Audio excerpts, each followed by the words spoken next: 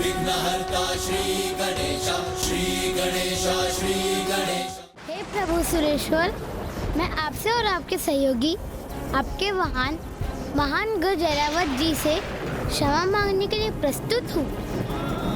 उचित कार्य में कोई विलंब किए बिना अपनी इच्छा से अथवा अज्ञानतावश की गई अपनी किसी भी भूल के लिए आपसे क्षमा मांगता हूँ।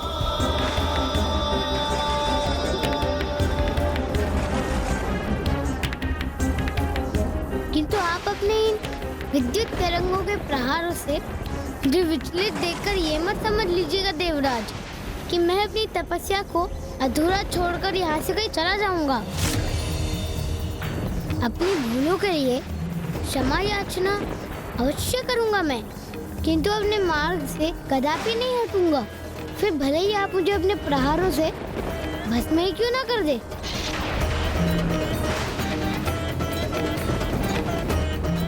इस बालक का साहस अत्यंत सराहनीय है।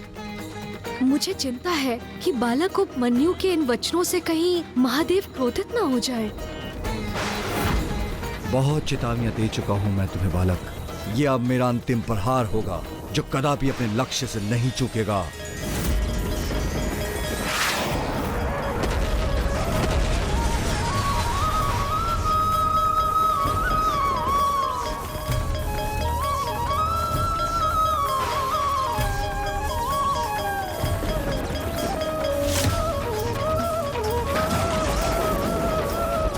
अब परिणाम जो भी हो, मैं तो प्रभु की तपस्या में ही लीन रहूंगा।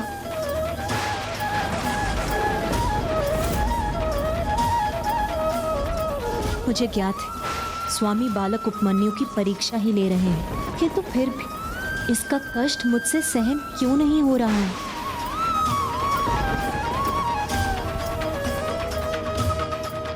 क्या बालक उपमन्यु की ये परीक्षा उसके लिए अत्यधिक कठोर तो प्रमाणित नहीं होगी? मुझे आशा है कि महादेव के द्वारा ये इस बालक की अंतिम परीक्षा होगी।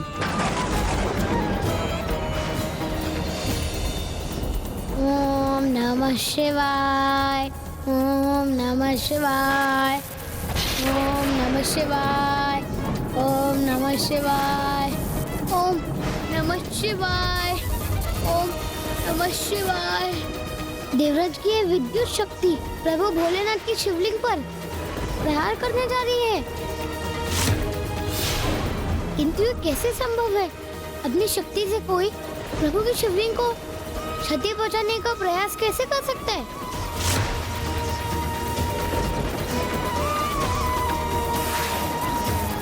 इन्होंने तो प्रभु की शिवलिंग पर प्रहार कर दिया, किंतु देवराज इंद्र का वज्र प्रहार इतना घातक और शक्तिशाली है कि वो जिस किसी से भी टकरा रहा वो नष्ट हो जा रहा है।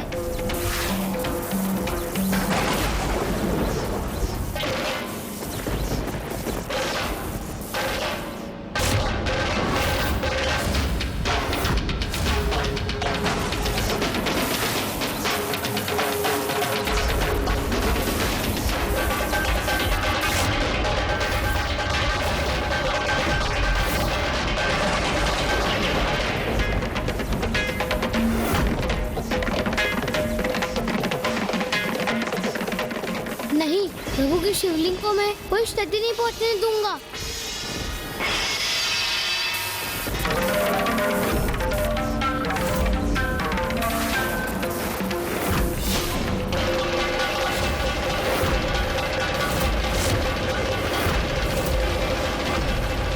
प्रभु महादेव, ओम नमः शिवाय, ओम नमः शिवाय, ओम नमः शिवाय, ओम नमः शिवाय। मैं आपको कुछ नहीं होने दूंगा प्रभु, कुछ नहीं होने दूंगा आपको। ओम नमः शिवाय।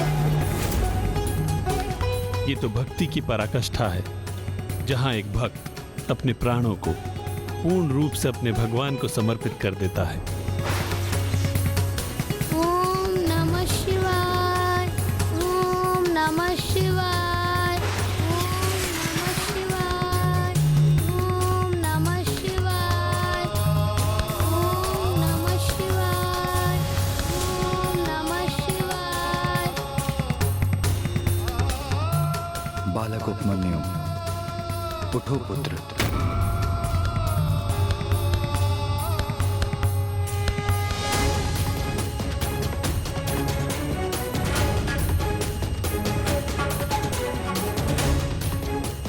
ये विद्युत तरंगे अब अपने मूल स्थान से लुप्त हो गई है, अर्थात मेरे प्रभु की शिवलिंग अब सर्वथा सुरक्षित है।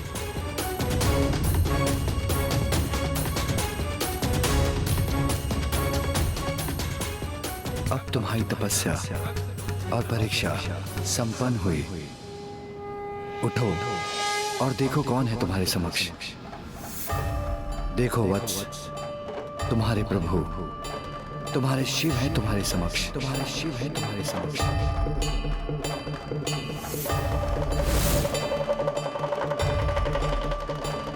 आप तो क्या आप ही मेरे प्रभु शिवशंकर महादेव है? हाँ पुत्र, मैं ही तुम्हारा प्रभु शिव हूँ। वो शिव जो ऐसे अद्भुत भक्त को पाकर धन्य है।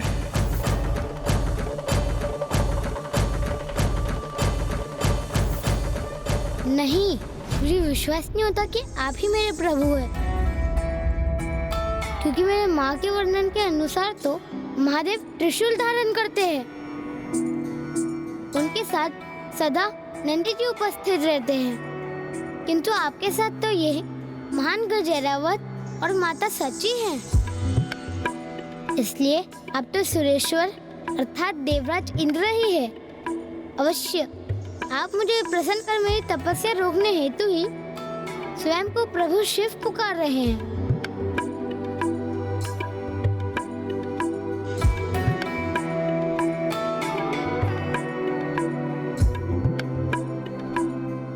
देखा स्वामी, कितना भोला है ना प्रभु का ये भक्त। इस नन्हे भक्त की अत्यंत कठोर परीक्षा ली थी भोलेनाथ ने। अब कहीं ये बालक ही उनकी परीक्षा न लेने लगे। माँ ने मेरे प्रभु शिव शंकर का वर्णन किया था मुझसे। नागराज वासुकी उनके कंठ के आभूषण हैं, अपने मस्तक पर त्रिपुंड लगाते हैं, उनकी जटाएं रुद्राक्ष माला से बंधी हैं, और जिन्होंने स्वयं चंद्रमा को अपनी शीश पर धारण किया है वही है मेरे प्रभु जगत पिता महादेव। उनके साथ सदा माँ पार्वती रहती हैं, जो शक्ति स्वरूपा भी है और सौम्यता की प्रतीक भी। नंदी जी जो उनके वाहन हैं, सदा मेरे महादेव के साथ ही रहते हैं, और गण भी उनके सहयोगी के रूप में मेरे प्रभु महादेव के साथ ही रहते हैं।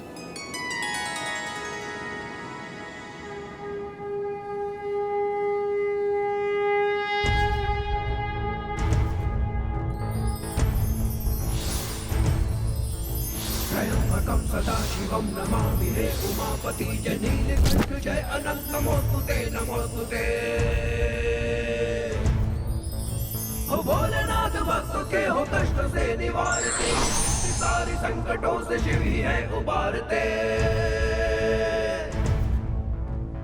ओम नमः शिवाय, ओम नमः शिवाय, ओम नमः शिवाय, ओम नमः शिवाय, ओम नमः शिवाय, ओम नमः शिवाय, ओम नमः शिवाय, ओम नमः शिवाय, ओम नमः शिवाय।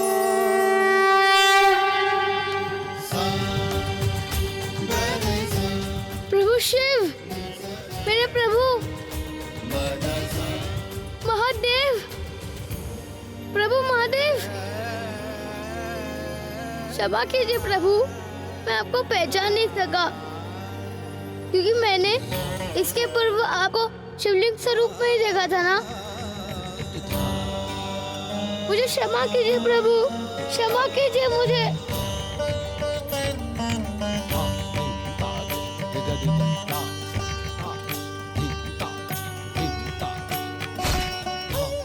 कल्याण हो पुत्र।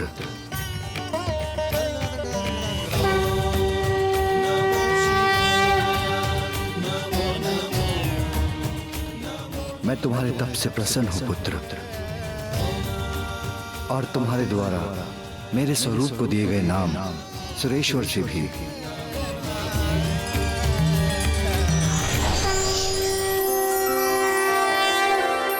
ओम नमः शिवाय, ओम नमः शिवाय, ओम नमः शिवाय, ओम नमः शिवाय।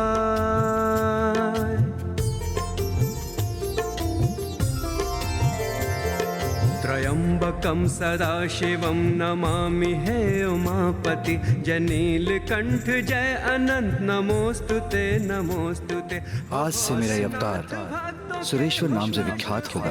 आज से मेरा ये अवतार घटों से शिव ही है उबारते। ओम नमः शिवाय, ओम नमः शिवाय, ओम नमः शिवाय। पुत्र उपमन्यु, तुम अपनी समस्त परीक्षाओं में सफल हुए हो और तुमने संसार के समक्ष इसका उच्च उदाहरण प्रस्तुत किया है कि सत्य और धर्म का मार्ग कठिन अवश्य होता है, किंतु यदि कोई इस मार्ग की बाधाओं अर्थात प्रलोभन, ध्यान के भटकाव के उपाय, बल के प्रभाव और संकट के आभास आदि पर विजय पाकर अपने मार्ग पर स्थिरता से अडिग रहता है, तो अपने लक्ष्य पर अवश्य पहुंचता है, फिर भले ही उसका लक्ष्य स्वयं ईश्वर ही क्यों न हो।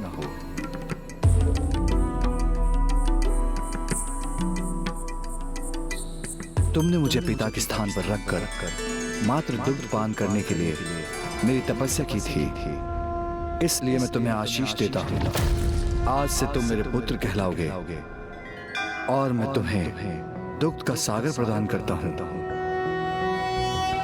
कर्पूर गौरम करुणावतारम संसार सारम भुजगेन्द्रहारम सदा वसंतम हृदयारविंदे भवम भवामी सहितम नमामि।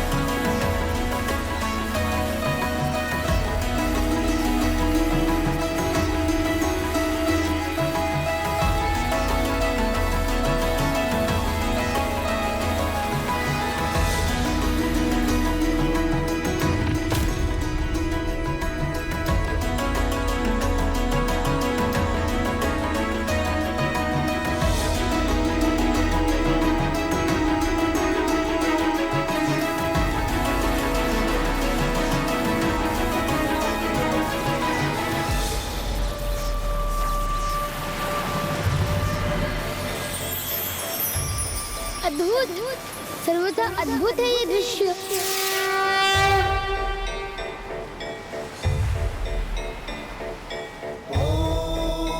आज से तुम इस क्षीर सागर के स्वामी हो पुत्र उपमन्यु, और आज से असंख्य गोमाता तुम्हारे संग रहेंगी।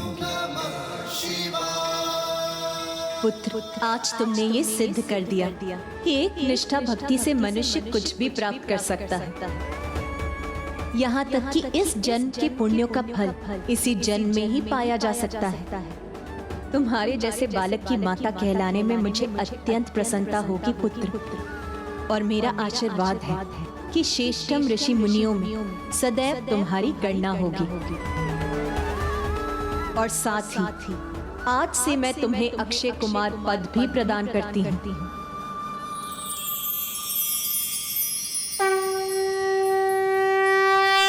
भक्त उपमन्यु, तुम सदैव पूर्ण निष्ठा से भक्ति के मार्ग पर अडिग रहे।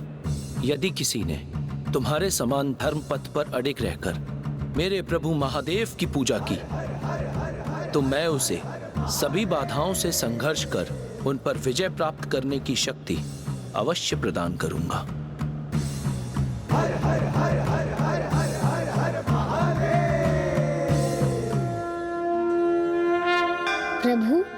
माता, नंद जी, आप सभी ने अपनी कृपा स्वरूप जो कुछ भी मुझे प्रदान किया है उसके लिए आपको कोटि कोटि धन्यवाद।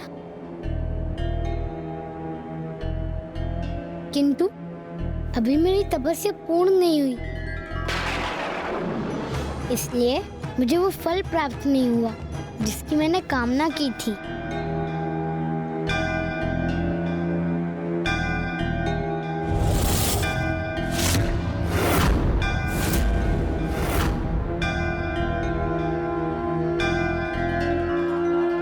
नहीं पुत्र, तुम्हारे तप में कोई अपूर्णता नहीं रही, इसलिए तुम्हारी इच्छा अनुसार मैं स्वयं तुम्हें अपने हाथों से दुग्ध पान कराऊंगा।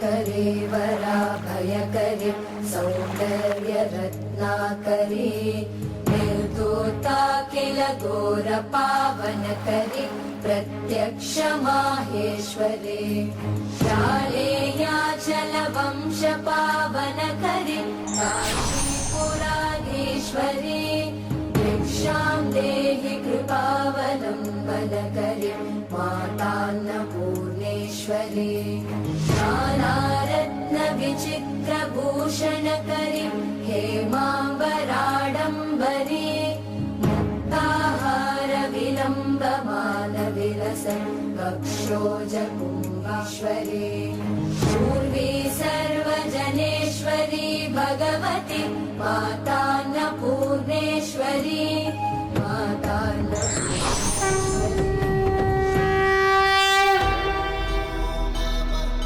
प्रभु महादेव,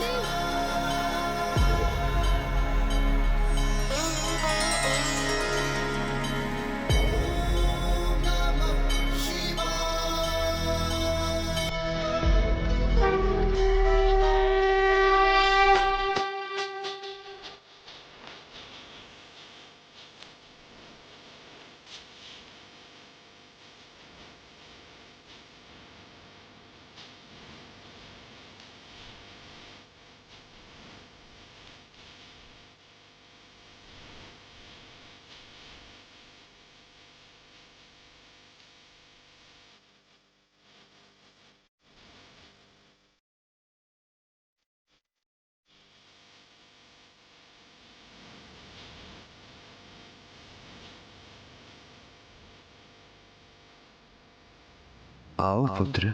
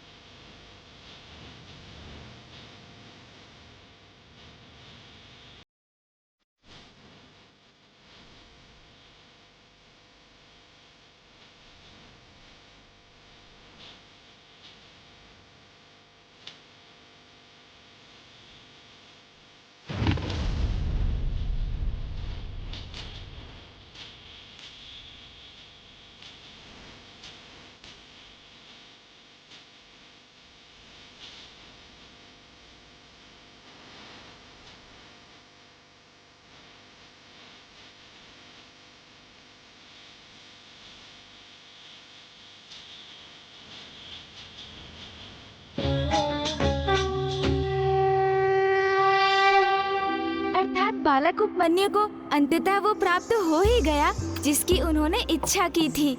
और उसके उपरांत बालक उपमन्यु अपनी माँ के निकट लौट गए, जो उन्हें सर्वत्र ढूंढ रही थी। उनकी दरिद्रता दूर हो गई और उनका गृह जीवन के लिए अनिवार्य सभी प्रकार की सामग्री से परिपूर्ण हो गया। इसीलिए तो कहा गया है कि जिस भक्त की भक्ति में कोई रिक्तता नहीं होती, वो भक्त कभी अपने जीवन में किसी भी प्रकार की रिक्तता सहने पर विवश नहीं होता। और यहीं प्रभु सुरेश्वर अवतार की कथा संपन्न होती है गौरीपुत्र। प्रभु सुरेश्वर अवतार के माध्यम से महादेव ने मानव कल्याण के लिए सुख और समृद्धि प्राप्त करने का नवीन जीवन सूत्र स्थापित किया। इसलिए लंकेश, इस बात का सभी को सदा स्मरण रखना चाहिए कि लक्ष्य प्राप्ति के मार्ग में अनेकों कठिनाइयाँ आती हैं, किंतु अपने लक्ष्य तक वही पहुँचता है जो कठिनाइयों के समक्ष कभी पराजय स्वीकार ना करे।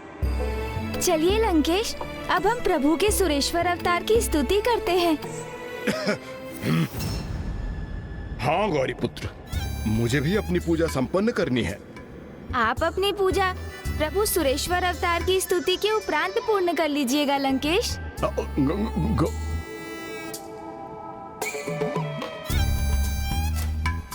प्रभु सुरेश्वर को स्वयं से रुष्ट होने का कोई कारण नहीं देना चाहिए मुझे।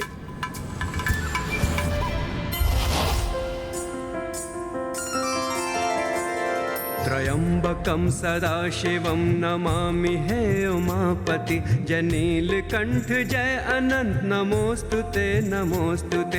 हो भोलेनाथ भक्तों के हो कष्टों से निवारते। ये सृष्टि सारे संकटों से शिव ही है उबारते। ओम नमः शिवाय, ओम नमः शिवाय।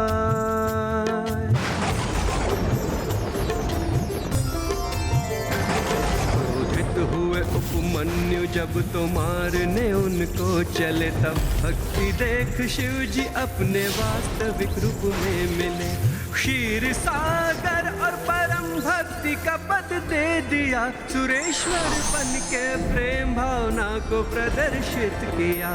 ओम नमः शिवाय, ओम नमः शिवाय, ओम नमः शिवाय, ओम नमः शिवाय।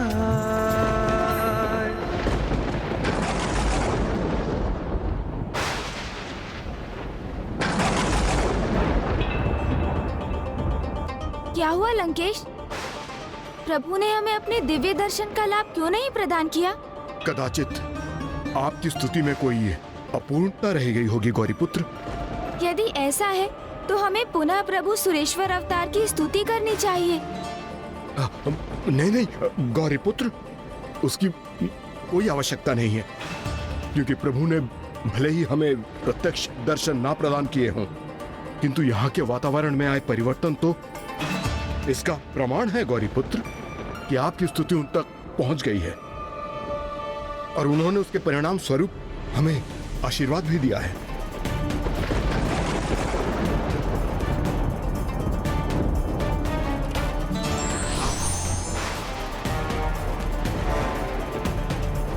अब मैं 108 बार बेलपत्र से प्रभु का अभिषेक करने जा रहा हूं गौरीपुत्र, जिसे समाप्त करने के पश्चात मैं आपको प्रभु के अगले अवतार की कथा सुनाना आरंभ करूंगा। मैंने तो पूर्ण निष्ठा और श्रद्धा से प्रभु सुरेश्वर अवतार की स्तुति की थी, फिर उन्होंने हमें दिव्य दर्शन प्रदान क्यों नहीं किए? ओम नमः शिवाय, ओम नमः शिवाय, ओम नमः शिवाय, ओम नमः शिवाय।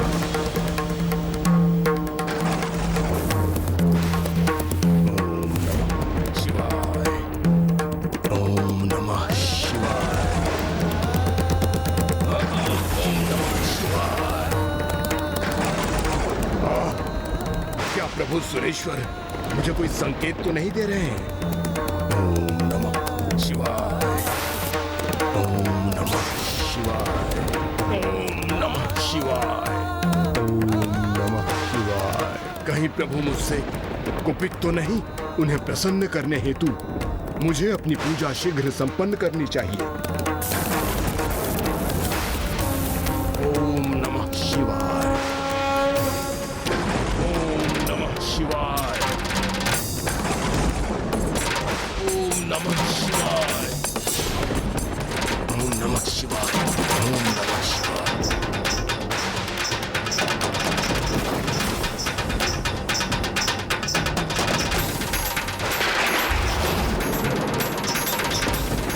प्रभु सुरेश्वर, ओम नमः शिवाय।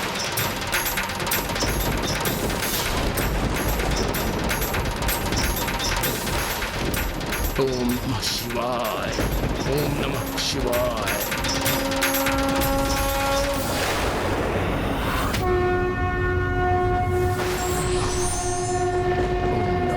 प्रणाम प्रभु सुरेश्वर।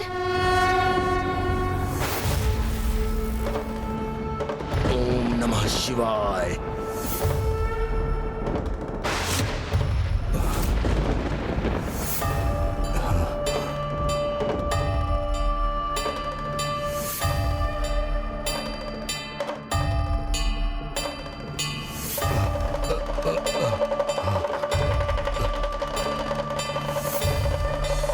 प्रणाम प्रभु सुरेश्वर।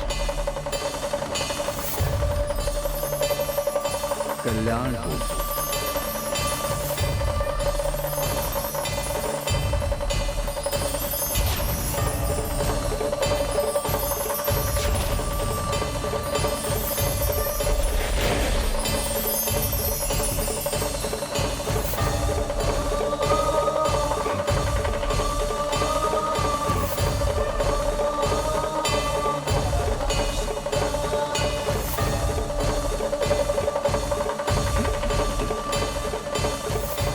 ये कैसी लीला है प्रभु आपकी।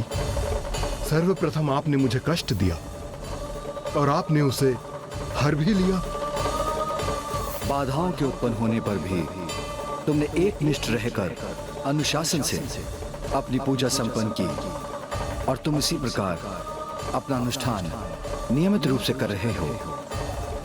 तुम्हारे इसी अनुशासित अनुष्ठान के कारण मैं तुम्हें प्रभु महादेव के आत्मलिंग के साथ आगे बढ़ने की अनुमति दे रहा हूं लंकेश। किंतु स्मरण रखना, जहां भी तुमसे अनुशासित अनुष्ठान करने में तनिक भी चूक हुई, तुम इस आत्मलिंग के साथ एक पग भी आगे नहीं बढ़ पाओगे। प्रणाम।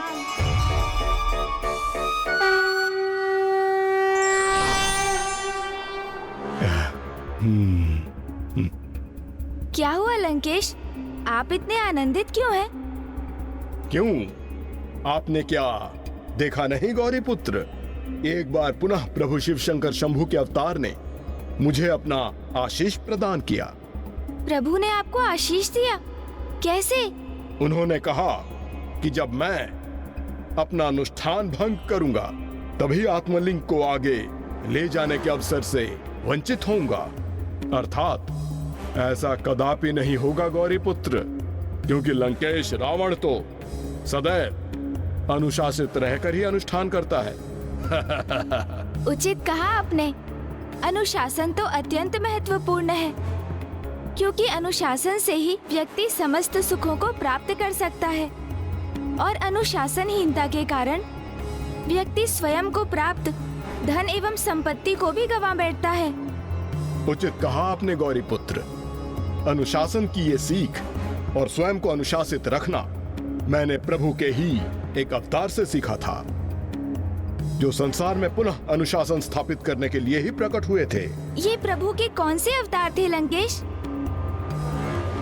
ऋषि दुर्वासा। ऋषि दुर्वासा।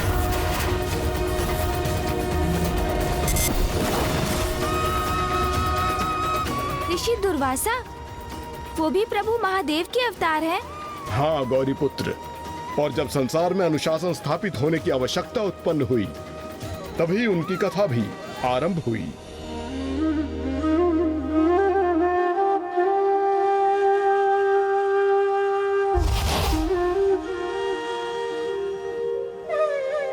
ये वो समय था जब सभी अनुशासन का महत्व भूलते जा रहे थे।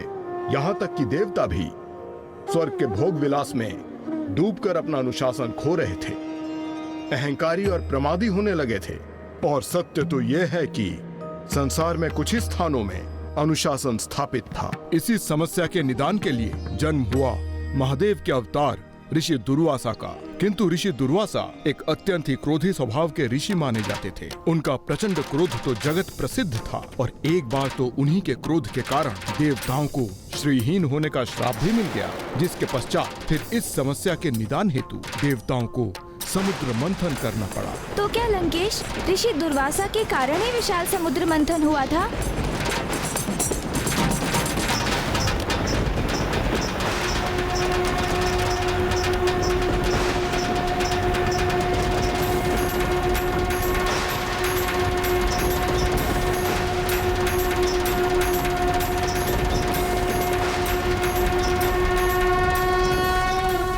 हाँ गौरी पुत्र, यही कथा अब मैं आपको सुनाने जा रहा हूँ।